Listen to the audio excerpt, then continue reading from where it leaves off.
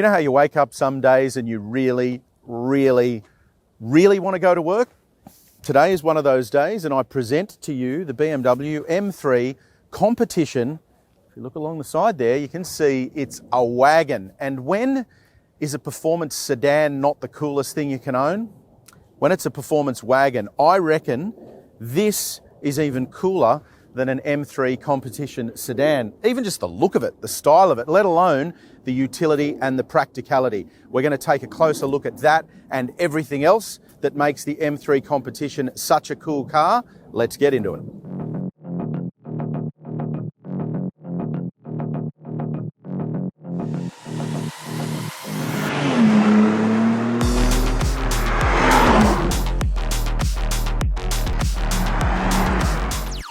The 2023 BMW M3 Touring Competition xDrive, and yes, that is a mouthful, but that's its full name, gets underway from $180,100 plus on-road costs.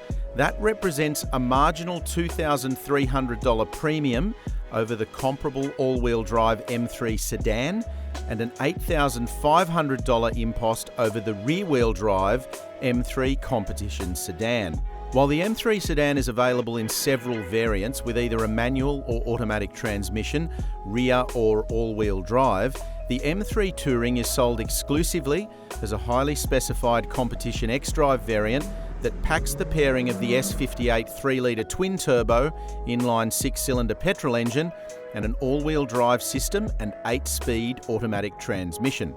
Our test car came with the $17,500 Carbon Experience Pack, which adds, amongst other things, some pretty firm and pretty snug carbon fibre race seats and a smattering of exterior garnishes finished in that oh-so-race car honeycomb carbon fibre weave. Our tester's massive 400mm front and 380mm rear carbon ceramic brake rotors add another $16,500 to the bottom line, while the frozen black paint is a $5,000 option. With options, our M3 Touring ran to $219,000 before on-road costs, or approximately $235,000 drive away. When a BMW has an M badge on it, let alone when it has a competition badge on it as well, you expect the best of everything. And the good news with this M3 Competition is that BMW has delivered exactly that. This feels like an incredibly premium cabin. It feels like an incredibly special place to be, but it's also sporty. BMW for many, many decades now has had this ability to deliver a cabin that feels sporty without feeling like the brand is trying too hard. If any other brand wants to get an understanding of how to do it, this is exactly it. The carbon fibre kit that's in this vehicle is stunning, and it's in just the right places, like here through the centre console, hiding some of the tech, across the middle of the dash there, and on the seat backs. Now, on the subject of them, these seats are funny. You're either going to love them or you hate them. They're the hard-backed, really race-focused carbon fibre trimmed seats fitted to our test car. They've got this hump in the middle here, which obviously your legs go either side of, and there's a big lashing of carbon fibre in the middle of that. More than once, I've looked over as I've gone to get out of the car. So has Lucas, our camera guy. He's nodding. You can't see it, but he is nodding. I've gone over and gone, oh, I left my phone on the seat. No, it's just that carbon fibre piece of trim. You're not going to necessarily love these if you're all about comfort. They're comfortable once you get into them. I'm sitting in it now, it's great. But to get in and out of it, especially with the side bolsters that are a little taller, a bit harder to get in and out of. So keep that in mind when you're optioning your M3. Everywhere else throughout the cabin, it's driver focused, it's beautifully appointed and incredibly well executed. The infotainment screen, the driver's display, which is fully adjustable. You can configure it however you want. The positioning of the switch gear, the way it's put on the steering wheel here, for argument's sake, when you're driving, attacking a set of corners, it never gets in the way. Really easy to use, easy to understand. Clearly marked as well. The M buttons up there on the top of the steering wheel, they're cool. The fact they're in red, spot on for this car. Carbon fibre shift levers at the back, awesome as well. Everything about the switch gear and the interactivity is great. But it also caters, as you would expect of a wagon, to practicality. You've got wireless charging, you've got a USB and a 12-volt input there, decent cup holders here, decent bottle holders in the door, pretty good storage there inside that center console, and it's reasonably comfortable. Once you're in here, you don't feel like you're in a hardcore race car. It does feel comfortable. It's also practical. If you spend this kind of money, one thing is true. If you buy a vehicle like this, you're going to want to spend plenty of time right here driving it, and the cabin of the M3 Competition makes you want to do exactly that. It's fair to say that backseat comfort is probably an issue in the BMW 3 Series regardless of the model specifically. This is a high-end performance model, of course, being an M3 Competition, but even a regular BMW 3 Series is probably not the car that you buy if you really need a lot of room in the second row. However, with all that said, the fact that these are the really hardcore carbon fibre race buckets probably gives me a little bit more knee room here than I otherwise might have had, because they're actually quite thin. So this seat is in my driving position. I've still got a bit of room. I've got my feet under the seat. It's not too uncomfortable. Plenty of headroom. You sit into the seat too, which is quite comfortable. You wouldn't want 3 big adults across the back.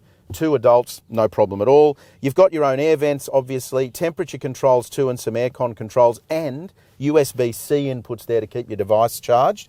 The visibility out's pretty good too. Even though this is effectively a heavily sport-focused vehicle, you don't feel like you're down like that. You can look out, visibility's pretty good. I know the focus for this car is all right there, but the fact that it's a wagon means that the second row and the boot space needs to be useful.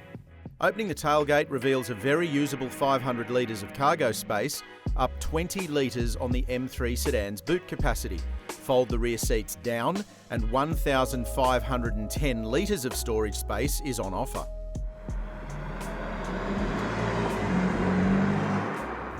Now, a word you've heard me mention a couple of times already is practicality, and I'm thinking about it just as I come off that speed hump there.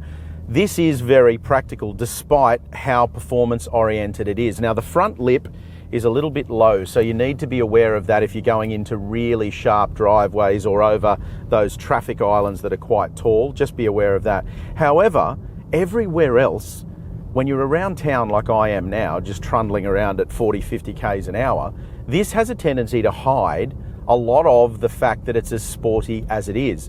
The ride is firm, but it's comfortable. It's never too harsh. There are no bangs and crashes through the cabin, and you don't sort of hit a little bump and wince because you think you've damaged something. So it rides particularly well. It's quiet, it's insulated. If anything, the engine note's probably a little bit too quiet, even in sport mode. But this is practical and useful to use as a daily driver, no matter what kind of driving you do. The offshoot of that, though, the counter argument, is that you then go from something that, you know, it's just turned off there, stop, start, nice and quiet when I waited at a pedestrian crossing. You go from something that's that practical and reasonably efficient too. We're talking about fuel use figures, high 10s, low 11s in traffic. You go from something that is that practical and that efficient to something that's completely ballistic on your favourite country windy road. This really does have a Jekyll and Hyde character, and most importantly, it executes it very well. The M3 Touring is in every way a bona fide M3 worthy of the hallowed badge on the tailgate, and that starts with the monstrous twin-turbo inline-6, which in this competition spec is good for 375 kilowatts and 650 newton metres. That's enough to propel the fiery estate from 0 to 100 kilometres an hour in just 3.6 seconds. Push beyond that benchmark on a racetrack and you'll hit 200 kilometres an hour in just 12.9 seconds. The M3 is in short a compelling performance wagon with all the characteristics that the word performance implies. It's fast, agile, composed, and an absolute ball to drive. It's fantastic on a racetrack, of course, but if you dial it down for the run home, the M3 Touring does a good job of being a regular car with a nasty side. Yes, the ride's a touch firm, especially on country roads with bumpy surfaces, but that's down to some suspension calibration to account for the wagon's weight distribution and performance flat out. But the M3 remains more compliant than some others in the broader M stable, with a measure of comfort that makes for a very satisfactory family hauler. One thing we will say is that the exhaust note is a little bit underwhelming. If you come into an M3 competition wagon purchase expecting a nasty snarl, especially given the price point and the fact this is so performance focused, you might be a little bit disappointed. It's a little bit quieter than we would have hoped, and certainly a little bit quieter than we were expecting. Even though the M3 Competition has, let's say, an element of practicality because it's a wagon, if you find your favourite twisty B road and you fire this BMW at it, that is where it is most at home. This is an incredible car to drive on one of those roads when you get out into a regional area, and you can smile knowing that it's as practical as it is day to day while being as at home as it is out on these surfaces. So, BMW M3 Competition Wagon.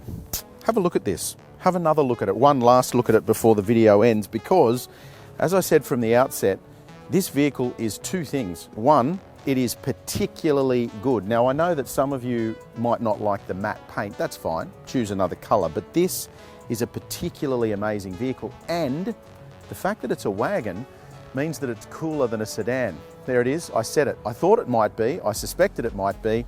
I reckon it is. A fast wagon, for me, is just about as good as it gets. Why don't you let us know in the comments section below, sedan versus wagon, which way would you go? As always, don't forget to hit like if you've enjoyed the video. Click on subscribe so you stay up to date with all of our latest video content and the full review of this awesome BMW M3 Competition, as it says right there. It's over at drive.com.au.